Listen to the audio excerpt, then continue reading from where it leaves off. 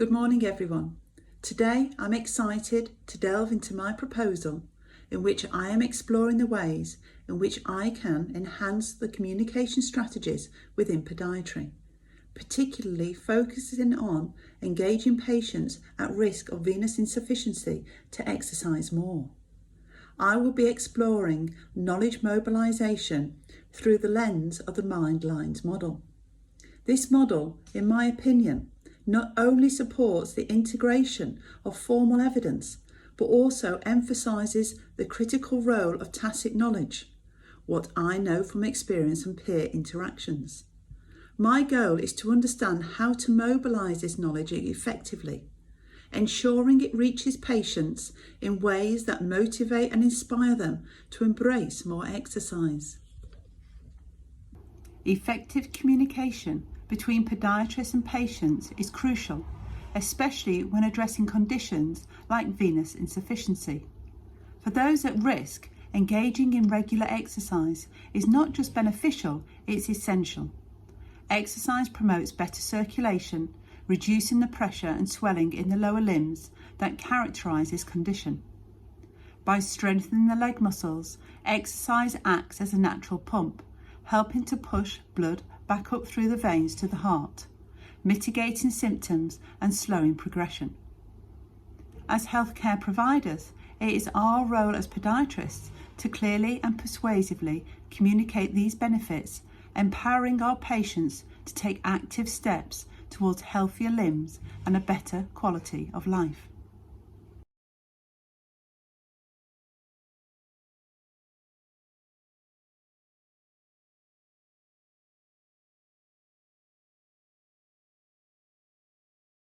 You ask us how podiatrists can use Mind-Lines to make informed decisions about applying knowledge in practice with regard to venous insufficiency and the need for exercise. Well, I have to start by saying I know absolutely nothing about podiatry, but if it's like any other clinical thing, it'll involve an awful lot of clinical knowledge, which includes a vast array of things: anatomy, physiology, pathology, microbiology, psychology, social backgrounds, and all sorts of things, all of which need to be picked up over a lifetime of practice, none of which are going to be in any particular source of evidence, like a research review or a guideline. And somehow that has to be in a practitioner's mind.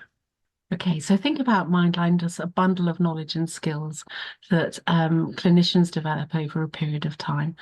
John's talked about the knowledge, obviously observations, what you see in practice, and assessment of risk in relation to the area that you're interested in. But also one of the important things when you're a podiatrist or any other clinical practitioner is your knowledge and skills about building rapport with people, with your clients. And that draws us into the second question, which was about conversations and enabling people and empowering people. So I think it's drawing on those skills which are in your bundle, in your Mind-Line, and combining them with your theoretical and clinical knowledge about venous insufficiency that's important here. Also, when you're talking with clients, negotiation is really important, because what the clinician thinks is important may not be what the client actually thinks is important or can do. So here we're talking about perhaps exercise, perhaps inability to take exercise, both physically and psychologically, not wishing to take exercise. So a strong element of negotiation, so that you draw together the clinician's Mind-Line, the podiatrist's Mind-Line, and the patient's Mind-Line, and possibly their carers' Mind-Lines as well, so that you can begin to come to a negotiated way forward, a plan of care. So in summary, the main thing is that you need to bring together a very wide range of skills and knowledge, which you don't acquire just from any particular source, but from a lifetime of interaction with your colleagues. And by setting up ways in which podiatrists can interact with each other, can exchange this kind of informal and tacit knowledge, you're probably going to improve the podiatrist's ability to help any particular patient take the kind of exercise appropriate for them, which is what we would call knowledge in practice, in context. And that's really what Mind-Lines are all about.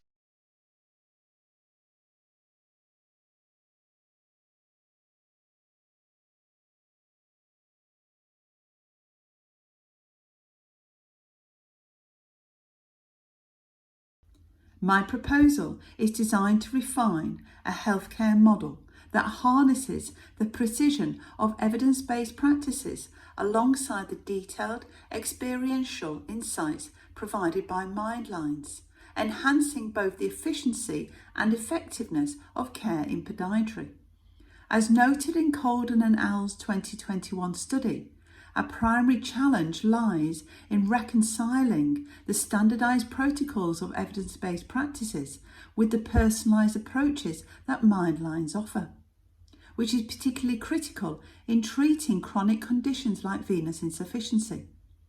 My project will focus on strategies to seamlessly combine these methodologies, optimising patient care by marrying the consistency of evidence-based practices with the adaptable, patient-centric knowledge of Mindlines.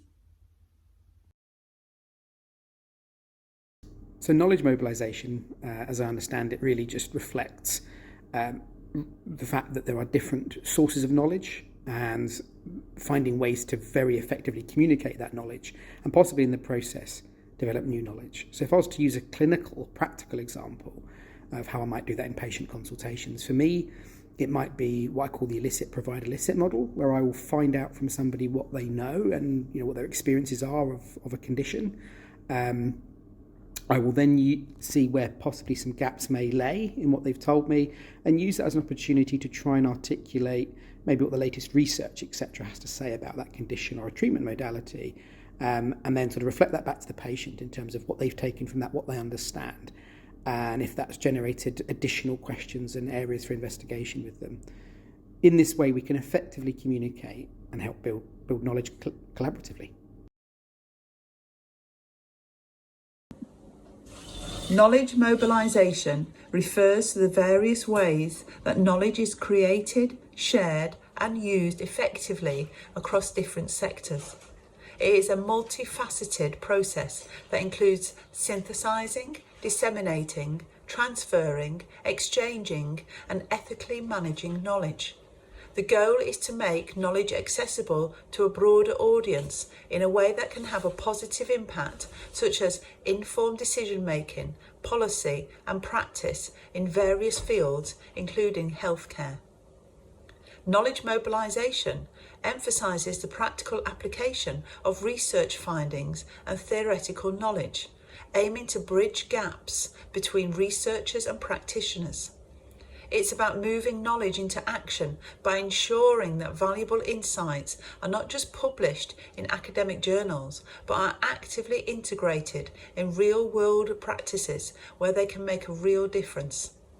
This involves strategies like collaborative partnerships, capacity building, and learning opportunities that encourage the use and uptake of research. I am excited to discuss why the knowledge mobilisation framework is a perfect fit for my research on enhancing communication between podiatrists and patients who may be at risk of venous insufficiency, particularly in encouraging increased physical activity. The knowledge mobilisation framework excels at sharing and adapting knowledge across different groups, such as healthcare providers like podiatrists, to patients, focusing on the external dissemination of knowledge rather than just the internal improvements within healthcare settings. I chose this framework because, in my opinion, it effectively considers the diverse cultural, social and personal dynamics that can shape interactions within podiatry. By incorporating the concept of Mindlines, evolving collectively upheld guidelines within the practice, it will hopefully ensure that communication strategies deeply resonate with patients, aligning with their lived experiences and cultural backgrounds. In my opinion, this approach stands out from implementation and improvement frameworks, which I believe focus more on interventions and process refinement within clinical settings. Knowledge mobilisation instead, for me, prioritises enhancing communication and fostering a deeper understanding across all involved parties.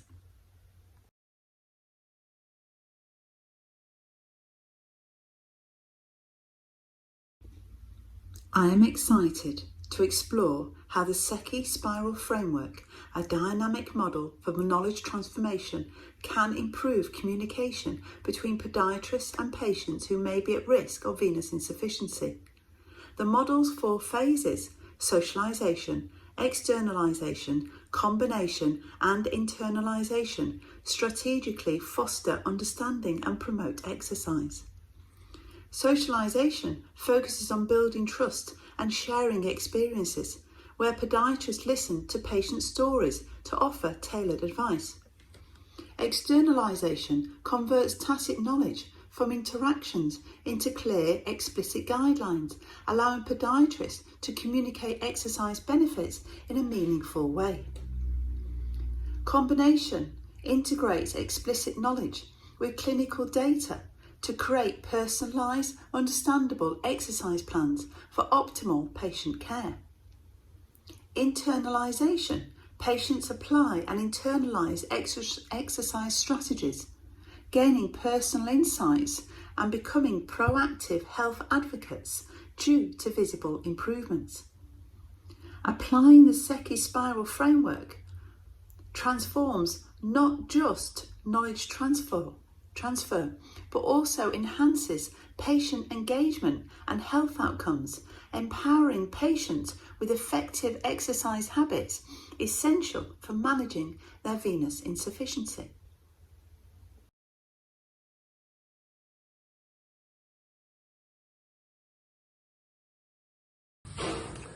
Keeping up with the latest developments in foot health.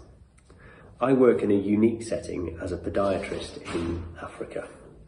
So in the first instance, I always consult with colleagues in the MDT, because this is due to local constraints, resources and conditions that we work in.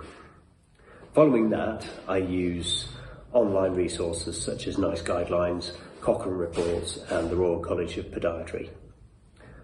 I also use trusted colleagues and names within the profession such as Ivan Bristow and David Armstrong. And finally, I always like to have at least 2 sources that concur with one another. Discussing my chosen methodology, I refer to Dominic Hirst's dentistry study in Knowledge Transformation in Health and Social Care by Gabay and LeMay 2023, Chapter 4, Mindlines in the Moment, which examines how dentists use internalised informal guidelines known as mindlines for clinical decisions. Hirst demonstrates their application and the issues they face with conflicting evidence or new information. Inspired by Hirst, I plan to explore similar informal guidelines amongst podiatrists using qualitative methods, focusing on how they blend professional knowledge with personal experience in patient interactions and treatment decisions. Hirst's methods, including diaries, interviews and clinical observations, align with the ethnographic approach described by Karen Locke in 2011, emphasising the importance of observing actual practices. I believe these methods will deeply capture the nuanced communication strategies between podiatrists and their patients. Moreover, I'm considering enhancing this with quantitative research, using surveys to gauge podiatrist communication effectiveness and satisfaction. This mixed methods approach aims, in my view, to provide a thorough understanding of podiatry communication practices, uncovering both how and why these strategies are employed.